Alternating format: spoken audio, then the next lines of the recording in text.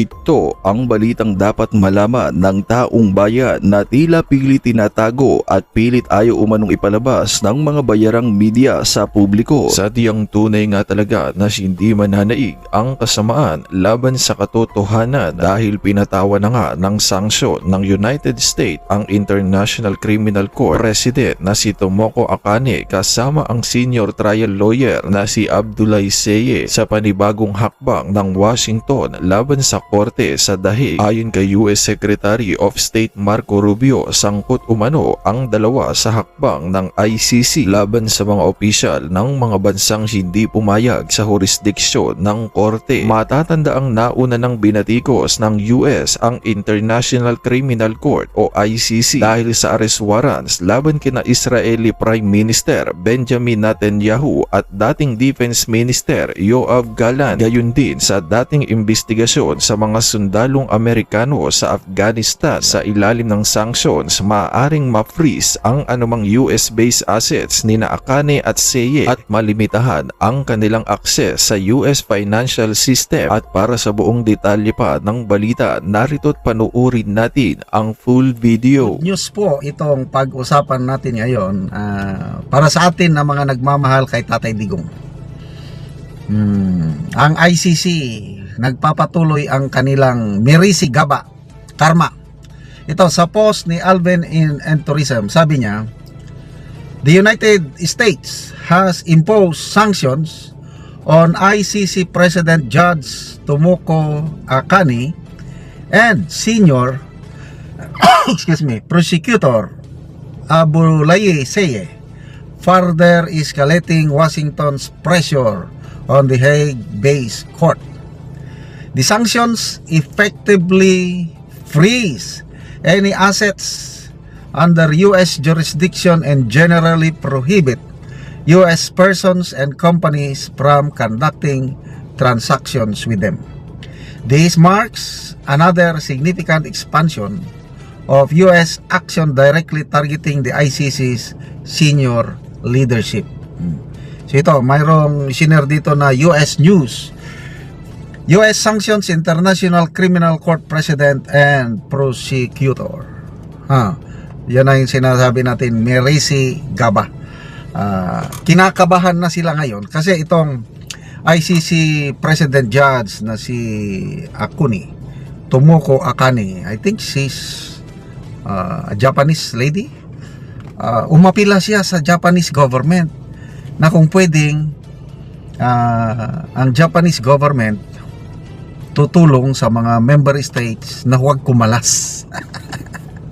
Kasi ang banta ng US government is they will dismantle ICC brick by brick. Alam nyo, ang number one na masaya sa balitang ito is si Attorney Harry Roque. May post yan na yan, malapit nang mabuwag ang ICC.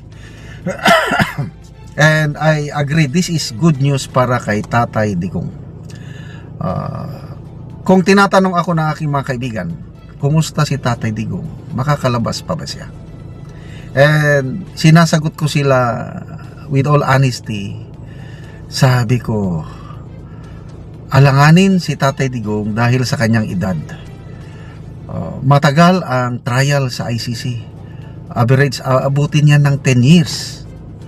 So, after 10 years, buhay pa ba siya?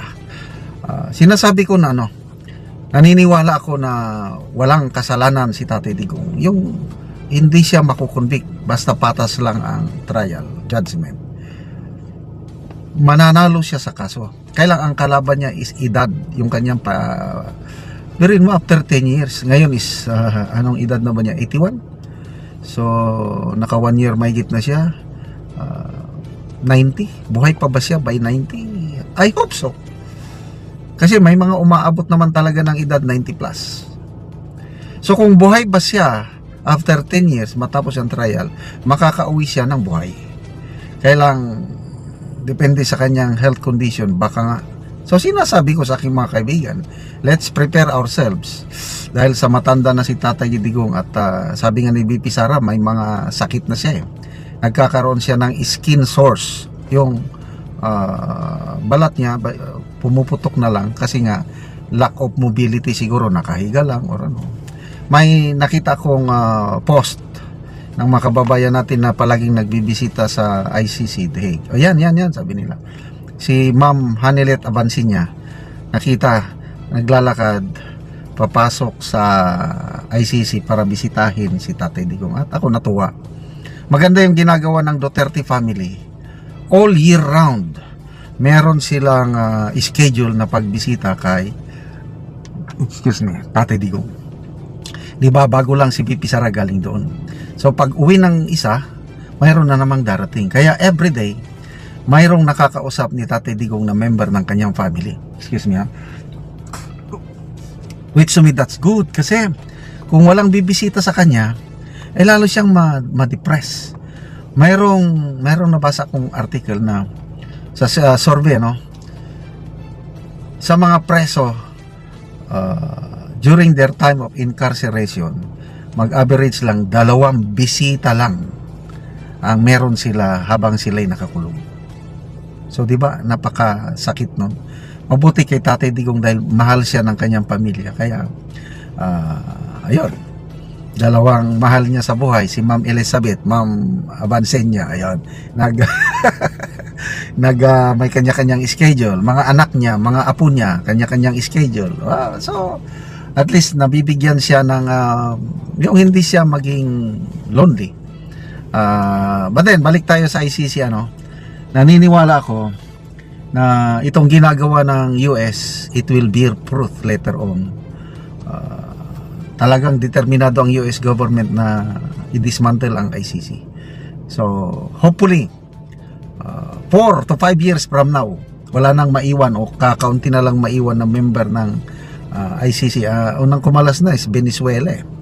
So I hope marami pang tapos ito yung mga sanctions, yung mga financial transaction nila malimit, di wala na silang pang suporta. So when the time comes, mapipilitan sila na i-release ang ating minamahal na Tatay Digong. So balik tayo sa gobyernong ito. Kung mayroong ginawa ng gobyernong ito na hindi ko makakalimutan, nandyan yung galit ko, dismaya, yung ginawa nila kay Tatay Digong. Bahala na sanang may flood control scam dyan o ano-ano pang nangyayari. Huwag lang sana nila itong dinala si Tatay Digong sa napakalayong lugar. Kung ikinulong nila dito sa Pilipinas, okay lang. At least madalaw natin, di ba? Gustong-gusto kong dalawin siya sa kailang, I don't know kung kailan. Mabuti yung kamag-anak ko dito sa Mindanao. Yung auntie ko at pinsan ko nandun na, nakadalaw na 2 beses na atang nakadalaw kay Tatay Digong. So I hope makita ko siya ng personal na buhay kasi hindi ko pa siya nakikita ng personal. Bigyan natin ng reaction opinion itong article published sa ABS-CBN News. Ang mga top government officials umaaray. Aray nako, lumuluha. Nasasaktan na sa wise move na ito ng US government. So habang lumuluha sila, si Tatay Digong naman natin, hoping na tumatawa siya at ang huling halakhak later on sa kanya pa rin. So title, ICC says US sanctions undermine the rule of law. U.S. sanctions on top members of the International Criminal Court undermine the rule of law, the court said in a statement on Tuesday after Washington imposed measure on its president. Ito ang statement. When judicial actors are threatened for applying the law, it is the international legal order itself that is placed at risk. Yan ang statement ng ICC. Earlier Tuesday, the ICC imposed sanctions against ICC President Tomoko Akane of Japan as part of its campaign against the body it accuses of being politicized.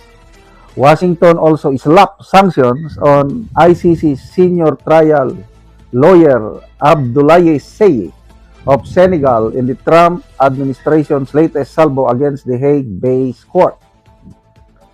Sabi nila, ICC measures targeting judges, prosecutors, and staff who work towards the fulfillment of the mandate that was conferred to the ICC by states undermine the rule of law. The court based in The Hague said it remained undeterred and stands firmly behind its personnel and behind victims of unimaginable atrocities. The U.S., which is not a party to the international treaty that established the ICC, has already imposed sanctions against several of the court officials. The measures bar them from entering the U.S. and from transactions in the U.S. financial system. It is largely a response to ICC investigations targeting Israel, a U.S. ally. In 2024. The court ordered an arrest warrant for Israeli Prime Minister Benjamin Netanyahu over the war in Gaza.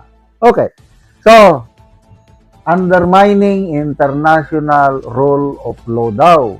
Nagrereklamo, hindi nyo sinusunod ang batas. Tanong, yung ginawa ninyo sa aming minamahal na Tatay Digong, mismong Rome Statute, I think Article 66, nakalagay mismo sa Rome Statute na ang mga taong aarestuhin sa isang bansa ay dapat idaan muna sa local court. Yun ang batas. Batas nila. Ang tanong, sinunod ba? Nasunod ba yung batas na yun? Hindi. Yung warrant of arrest ng ating Tatay Digong, dapat sana dalhin sa local court. Wala. Sino ang nagsilbing local court? Department of Justice. Boying Rimulya.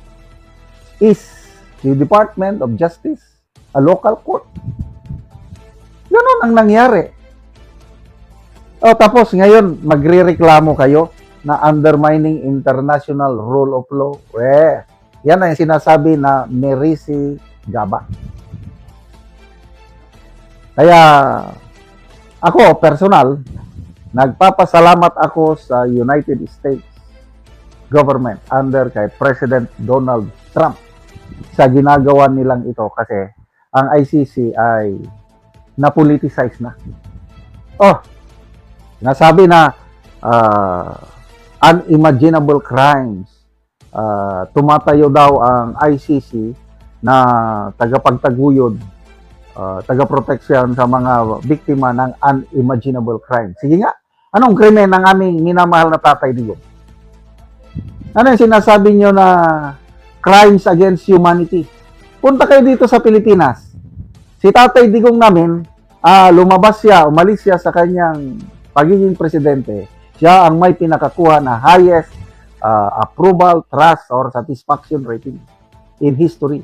I think 81% ang kanyang approval, trust rating. Tapos sabihin nyo, biktima ng unimaginable crime.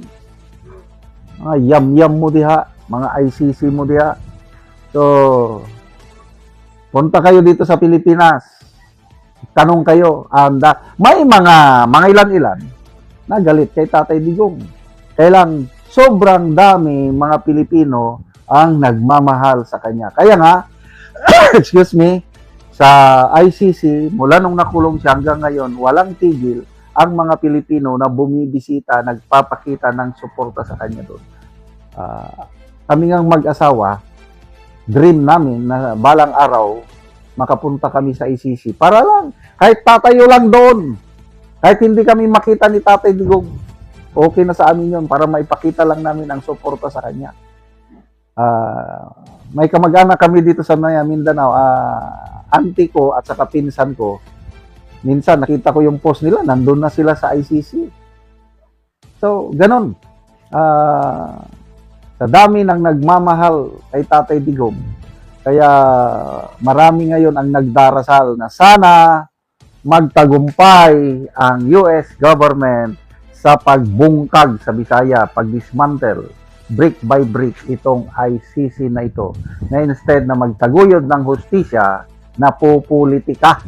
Dahil itong administrasyong ito, sinasabi nung una na walang jurisdiction ang ICC sa bansa dahil nag-withdraw na tayo, bigla ngayon, nag-group effort at kinidnap ang isa sa pinaka-popular, pinaka-the best president sa ating bansa.